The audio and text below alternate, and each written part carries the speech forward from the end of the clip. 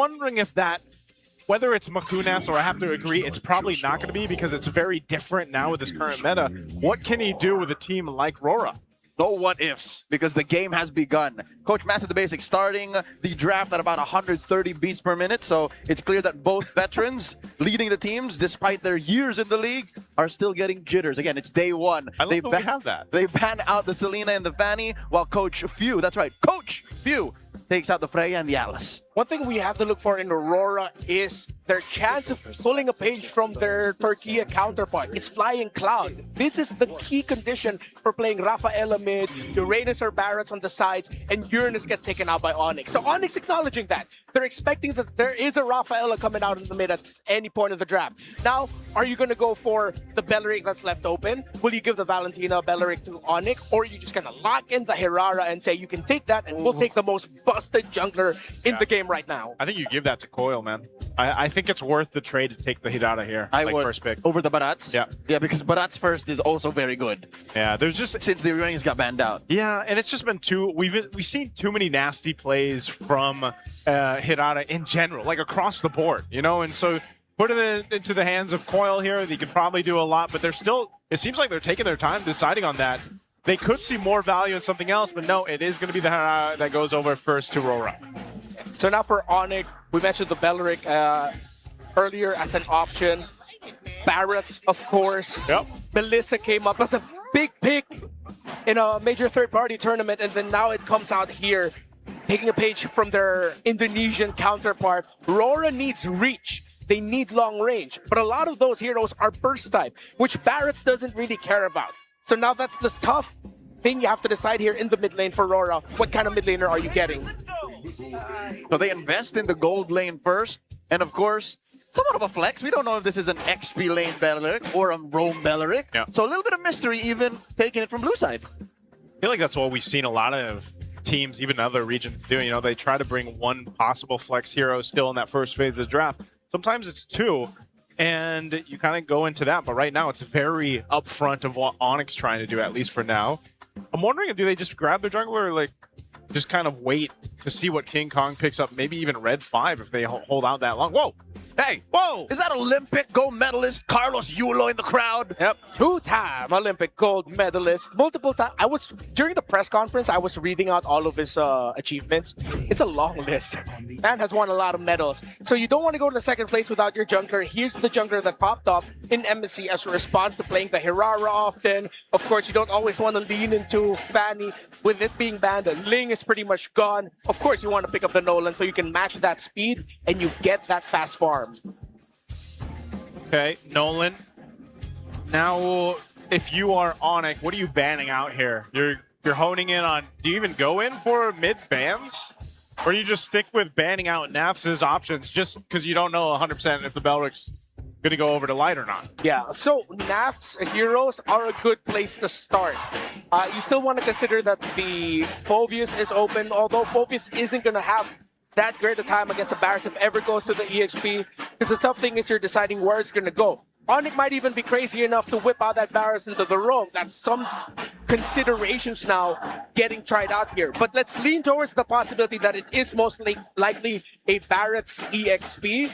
Then maybe instead of trying to match its tankiness, maybe you go for something a little bit more in the hybrid route. Good sustain, good damage, something like the Lapu Lapu. If you really want to match with it and be annoying towards it, you pick up an export. But then there's a Melissa on the other side. Yeah. So if out of all the picks, I would consider the Lapu Lapu maybe being the best one you could go for. Or the Benedetta if you want to go for speed. I love the chess-like battle of wits between Coach Few and Coach Master the Basics. There goes the Lilia. Could have sworn Aurora was going to leave mid open, but I think this is just Coach MTB saying, you know what? Yue has a really deep hero pool.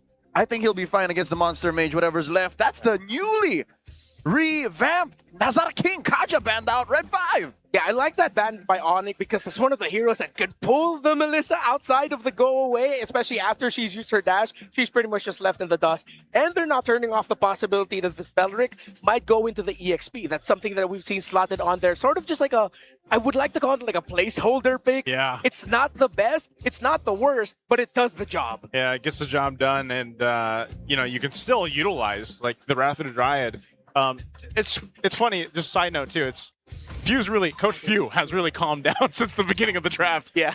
Down to 107 instead of the 140 that we saw opening up. There's the last man, though. It's going to be the Valentina. Right away, the Novaria comes through. We were just talking about this coming into this. Totally buff. The buffs that she's had. She's popped up more and more. It's great to see again because the mid lane, I felt like, needed some variance. It's still, I would say, somewhat standard, but now the Novaria comes through, and now what is your answer here if you're RORA to put in the hands of UA? Something with a little more range. Yeah. Because just the claw alone to close the gap ain't enough. Yeah, and that's the thing. Even if you decide to go for something like a Barca, if ever ONIC decide Barca Sicilian Eve. to just go like... Because heroes like that, great. I like the Sicilian, thank you, actually. That's my bias, so hopefully they consider that. I mean, it's UA. But then Novaria could just get slotted into the mid with Rafaela too. That Novaria can go rogue, but Aurora take the Rafaela away as we predicted, and they get the Alice. So we said this earlier, that's one of the conditions for Flying Cloud. For the Rafaela, you put it at the center of the map, and then you have a slightly slow EXP laner that can set. It's not the Barret, it's not the Yura, but this time, they're trying it out with an Alice. It's a sexier Uranus. Yeah. Sexier Uranus, exactly. Uranus. Now this will tell us if that Barrett's is going to be... no, we need the roam now. So this is going to be, Super Yoshi's pick. Again, I don't know if he just ends up picking the Cho. Does he want the Cho? Cho is good. If you want to go for pick off, you have the Nolan Novaria together. Yeah. It's not Cho pick to the off. Nolan. Just go for big set, go for the Tigreal. There are teams who are trying to bring it back into the meta. And it's not too crazy with all of this dive that RORA has, that little bit of crowd control to help set up for a big burst and to set up for the Melissa. But they don't want to think about that. It's the PH, healers are back, but it's a weird version of healers paired with assassins in the jungle. Yeah, I forgot that this had been the trend. If there's a Rafaela over on the other side and it's open, teams will likely take the Matilda. Yeah, they need to match with the healing. Yep. Okay. What ONIC are lacking in sheer crowd control, they make up for in mobility and vision. Yeah. I'm usually not comfortable with this, but the way that they drafted and how they easily pick the Matilda gives me the idea that this is what they've been doing in scrims. They're used to what Aurora has drafted. Again, mid Rafaela isn't new. Yeah.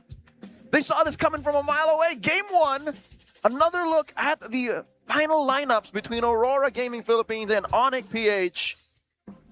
This is... Again, not exactly an evolution of the metagame. We're like a half step up from where we ended up about 2 weeks ago. Yeah, we've sort of forgone the tankier big setup roamers, although they are still here. But we have enough flexibility to reintroduce the healers into the meta. Here we go, game number one. Literally, the opening salvo to one hell of a season. That's bound to be hitting your way. Live from the Victoria Sports Tower. It's a capacity crowd in the stadium. Let's open up the international rivalry. Well, if you... Sold out here today. It's sold out. Well, if you look at the difference between the Rafaela and the Matilda, the Rafaela is way more annoying. The Matilda's annoyance comes in quick little... Not even quick.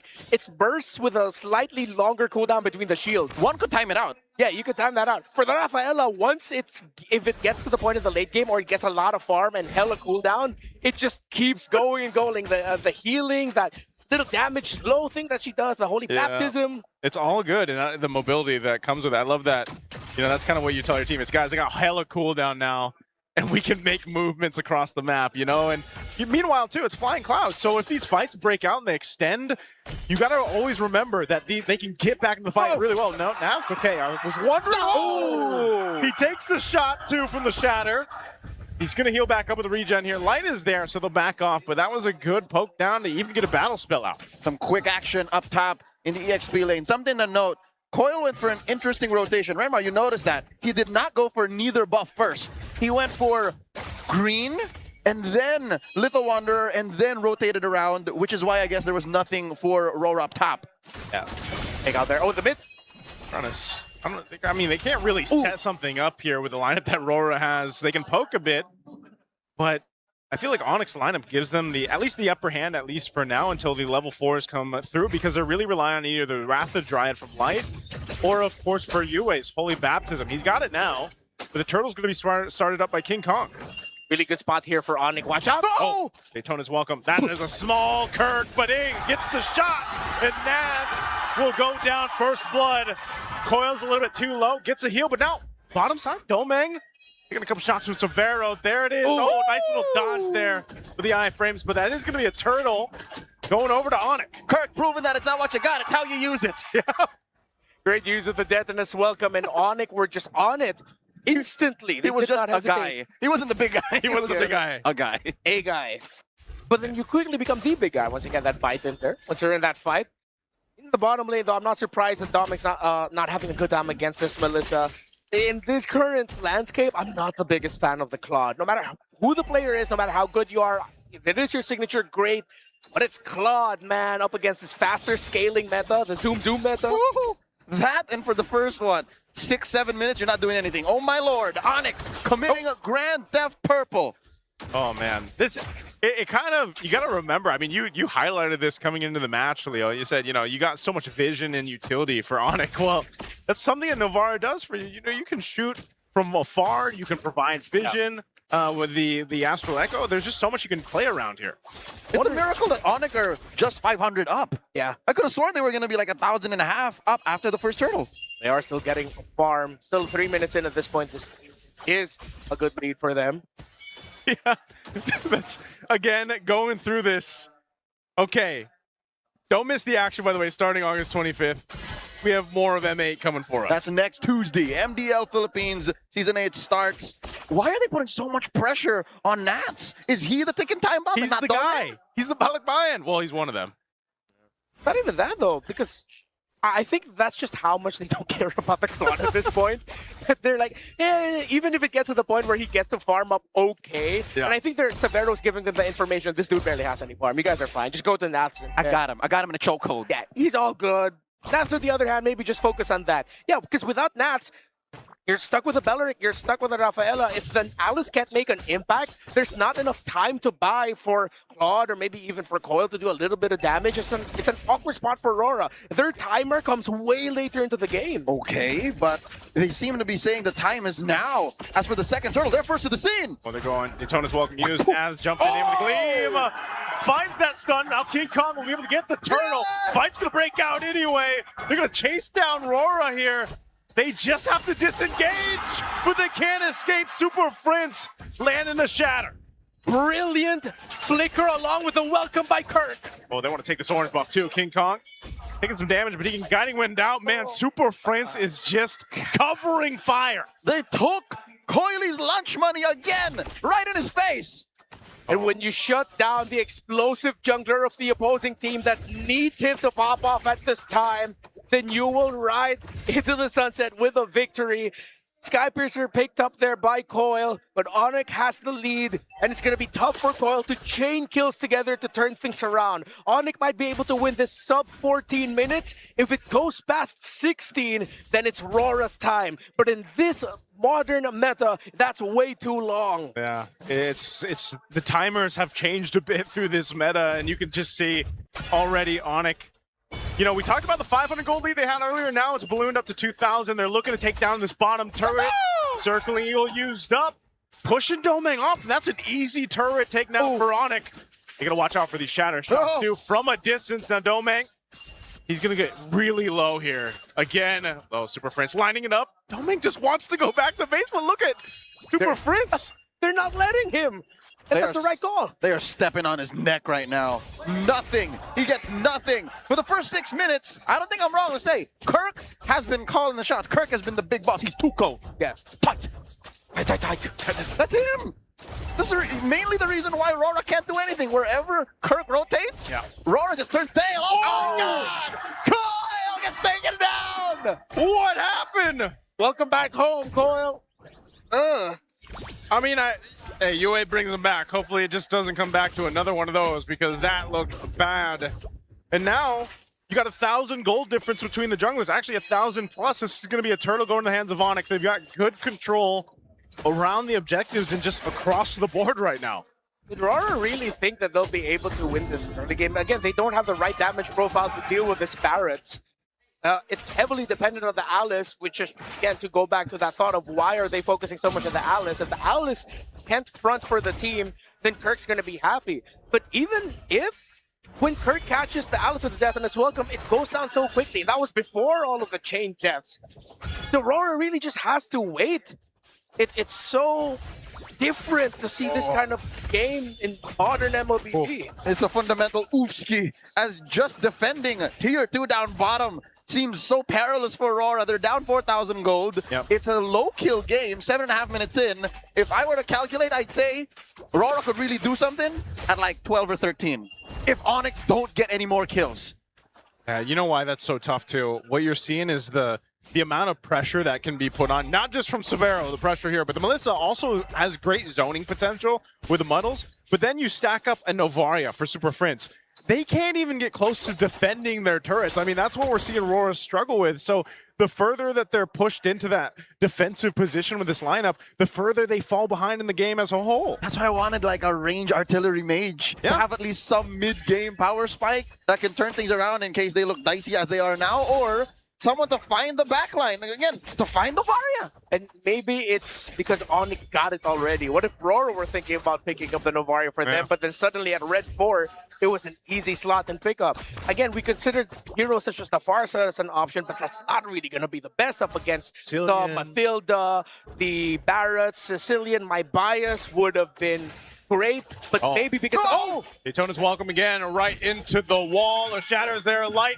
Pops the flicker, but now they're going to force the fight in the jungle anyway. Kirk chasing him down. Domeng, he's actually doing fine, but they won't lose anybody. But man, RORA, they're losing the real estate across the map. Light reminded me of myself last night when I went up to the fridge and said, what am I doing here? I think he wanted to get an ult, but thought twice about it and said he's just happy to not be dead. Yeah. Oh, that worked out well for him. But did it work out well for you? Do you remember why you went to the fridge? I got a glass of milk. Hey, keep those bones strong. Calcium. Calcium. ONIC going straight for the Lord. Aurora has no business contesting. They're happy to at least get out of the base and push and defend between tier 2, but as it is, ONIC 6,000 up. I'd say if RORA don't get on the board at least at 12 or 13, it's over. This could even end at, dare I say, this first Lord. Because even if they decide to go for a full fight up in the next siege, they're probably going to lose 2 for 1. Yeah, because they don't have the wave clear of a traditional mage. Yeah, it's not going to be the easiest time. Like, they're really going to have to throw bodies at ONIC to stop them from being able to push. Sacrifice 2 and get 1 really good target. But if you don't get that target, then it's not going to work out. And look, it's so difficult for Aurora to clear minion waves, as we've been pointing out. Even just in that example, Severo just literally threw out Muddles and forced the whole team back. It's so miserable because Koyl has to use his kit. Yeah, just to avoid things when you want to use it to kill. This is what I'm saying. Like this long-range lineup in this zoning lineup that ONIC is using is just, it's so tough to see for Aurora trying to defend against it. They're trying to do so much, trying to maintain this. They still got that lore to deal with too, as they lost the Holy Defense Shield up top.